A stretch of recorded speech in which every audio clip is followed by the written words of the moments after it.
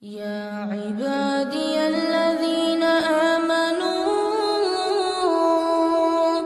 إن أرضي واسعة فإياي فاعبدون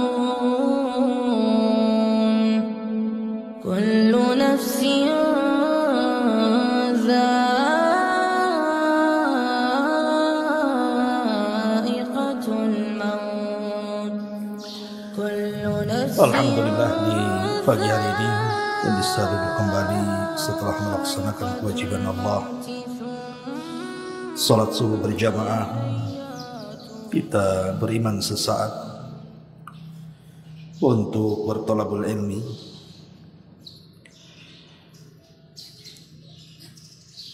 Di dalam surah Rum ayat 54, Allah Subhanahu wa taala berfirman, Allahul ladzi khalaqakum min ba'di Allahul ladzi khalaqakum min dha'fin thumma ja'ala min ba'di dha'fin quwwatan thumma ja'ala min ba'di quwwatin dha'fan wa syaibatan yakhluqu ma yasha' wa huwal alimul qadir. Dialah Allah Subhanahu wa taala yang telah menciptakan kalian dari kelemahan. Kemudian Allah Subhanahu wa taala jadikan setelah kelemahan itu kekuatan.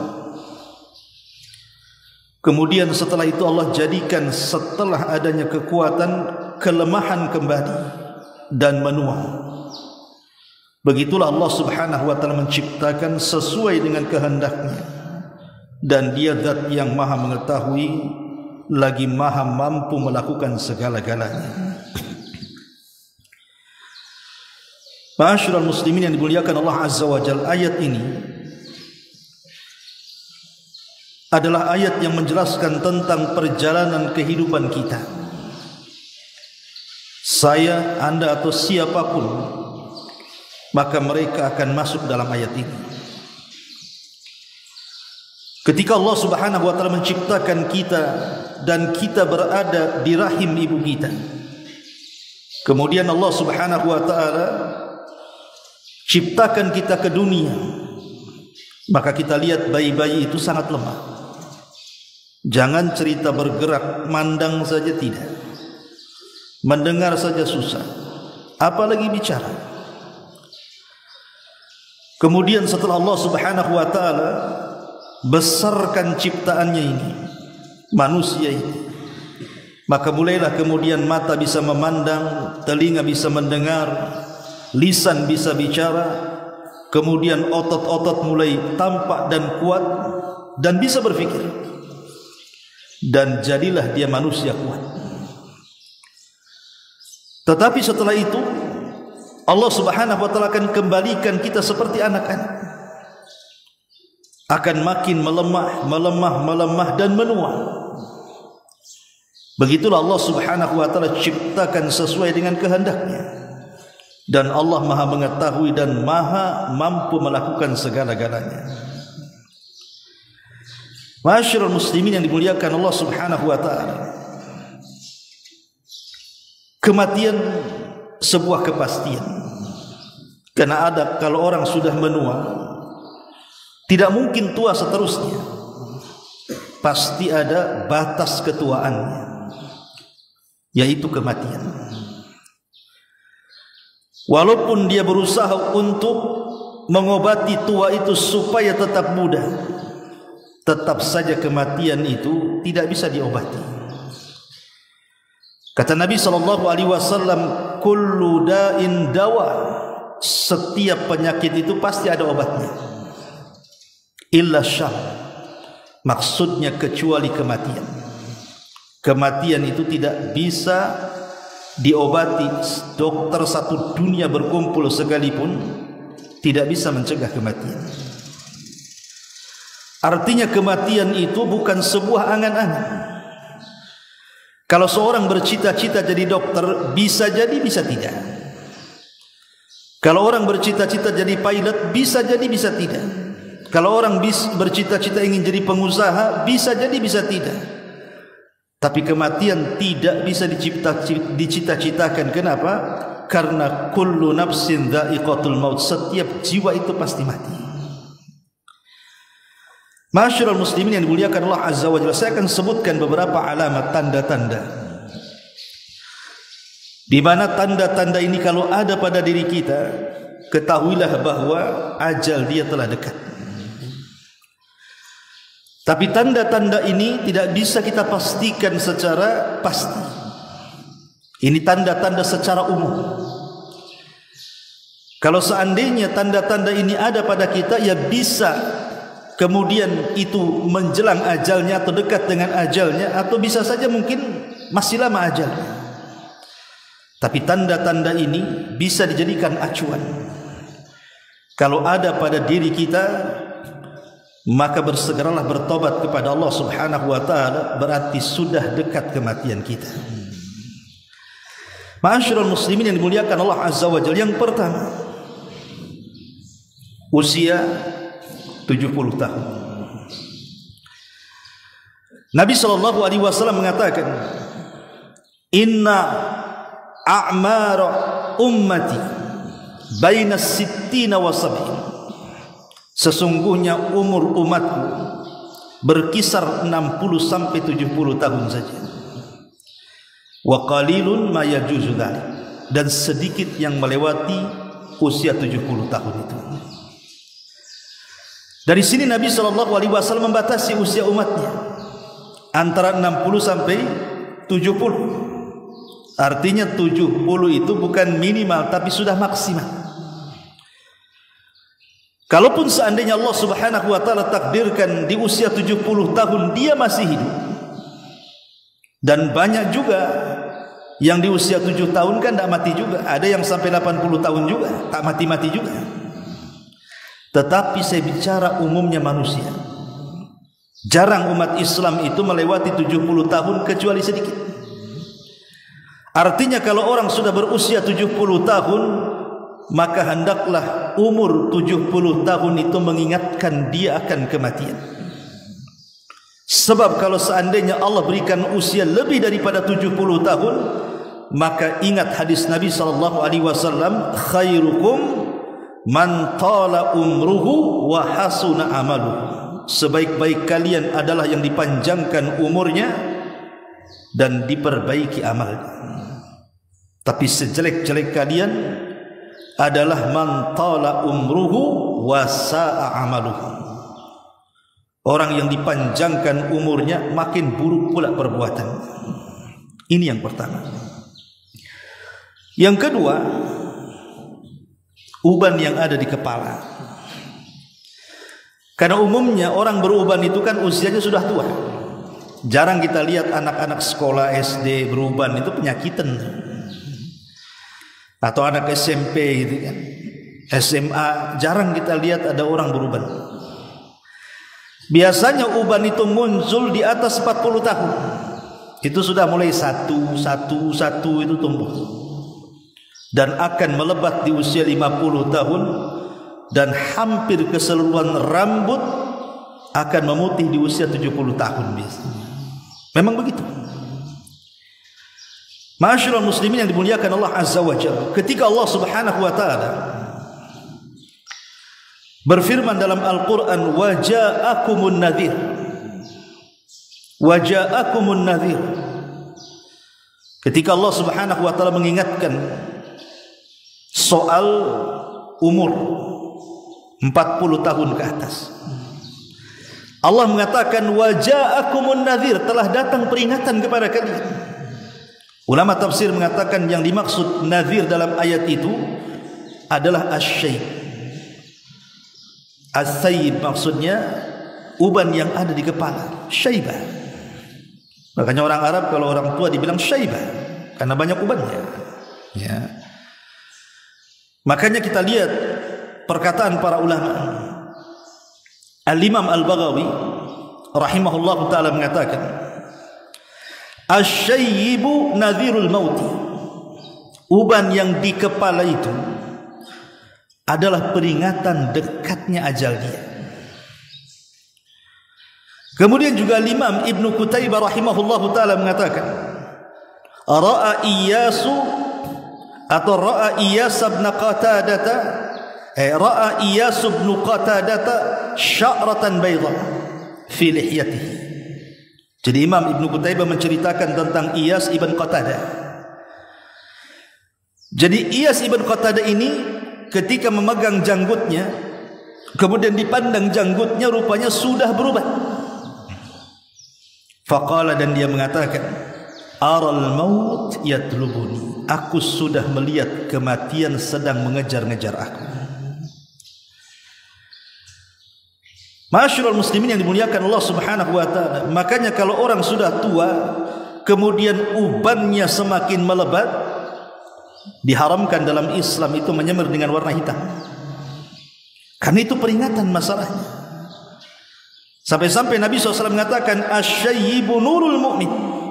Ingat bahwa uban di kepala itu cahaya bagi seorang mukmin. Dilarang kita mencabutnya.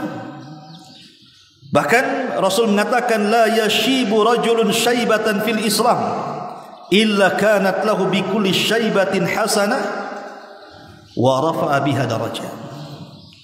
Tidaklah seseorang itu beruban dalam Islam kecuali setiap satu helai uban satu kebaikan, dan satu helai uban akan mengangkat derajatnya. Kenapa demikian? Karena uban ini adalah nadhirul maut. Berarti sudah dekatlah ajal kita ini. Ini yang nomor 2. Yang nomor 3 adalah lemah badan. Sebagaimana ayat yang tadi kita baca, Allah Subhanahu wa taala mengatakan, "Tsumma ja'ala min ba'di quwwatin dha'fa." Setelah Allah Subhanahu wa taala memberikan kekuatan kepada kita, maka Allah Subhanahu wa taala akan memberikan kelemahan, dan kelemahan tidak akan dicabut sampai dia mati. Karena sudah tua. Kelemahan ini sampai kepada tingkat dia tidak bisa melakukan apapun. Bahkan yang remeh saja, mengangkat gelas dia tidak sanggup. Ini kalau orang sudah lemas seperti ini, sudah loyo bahasa kitanya, sudah tidak sanggup lagi bergerak, berbaring, tidak sanggup lagi melangkah, tidak sanggup lagi bangun, maka telah dekat kematian dia. Ya, walaupun ada juga yang sembuh kan begitu. Tapi sekali lagi ini tanda-tanda umum. Orang kalau sudah seperti ini berarti telah dekat. Dia harus segera meminta kepada Allah, wala tamutunna illa wa antum muslimin. Minta kepada Allah jangan sampai diwafatkan kecuali dalam kondisi Islam. Kemudian juga yang nomor 4 adalah orang susah tidur. Kita lihat ikhwatu fiddin, orang-orang yang susah tidur, atau mungkin sebaliknya banyak tidur. Dan kita lihat orang-orang yang sakit parah gitu kan, yang dengan sakitnya mengantarkan kematian. Itu kita lihat mereka ada yang tidur terus, nggak bangun-bangun. Ada yang sebaliknya, dia susah tidur, guling sana, guling sini. Terakhir kemudian dia meninggal. Artinya ini juga tanda-tanda umum gitu. Hati-hati kalau susah tidur itu. Kemudian juga kalau banyak tidur juga hati-hati. Ini tanda-tanda alamat umum dekatnya ajal orang itu. Kemudian yang kelima, hilangnya selera makan. Orang-orang yang mendekati ajal itu makan enggak selera, ya. Jangankan yang dekat ajalnya, yang kadang-kadang sakit parah tapi mungkin masih lama ajalnya. Antum datang mengunjungi, bawa buah yang enak-enak, apel, duku, macam-macam. Itu yang makan yang jaga, bukan yang sakit. Yang sakit apa? Makan bubur saja, itu pun tak berasa. Karena hilang selera makan mereka. Hilang. Maka hati-hati nih kalau orang selera makan. Kayak kemarin musim corona itu. Coba lihat. Kan musim corona itu hilang rasa. Tentu besoknya mati saja. Kalau orang-orang hilang rasa ini, hati-hati. Ya. Ma'asyiral muslimin yang dimuliakan Allah Azza wa Jalla. Kemudian yang keenam, sakran. Sakran ini diambil dari ayat Al-Quran di mana Allah Subhanahu wa taala mengatakan wa ja'at sakratul mauti bil haqq dzalika ma kunta minhu tahid. Dan telah datang sakarat di sini artinya hilang akal. Jadi akalnya itu sudah kayak orang mabok. Sakran itu diambil dari kata mabok. Lihat orang mabok itu hilang akal. Ini kalau sudah hilang akal, sakit sampai hilang akal, ini sudah dekat-dekat ajal. Kemudian juga yang nomor 7, sesak dada. Lihat orang yang meninggal dunia itu, sesak dada. Hati-hati nih yang punya asma. Ini kita katakan bahwa ini tanda-tanda umum. Ini kalau sudah sesak, tidak sembuh-sembuh, maka banyak-banyaklah bertakwa kepada Allah Subhanahu wa taala.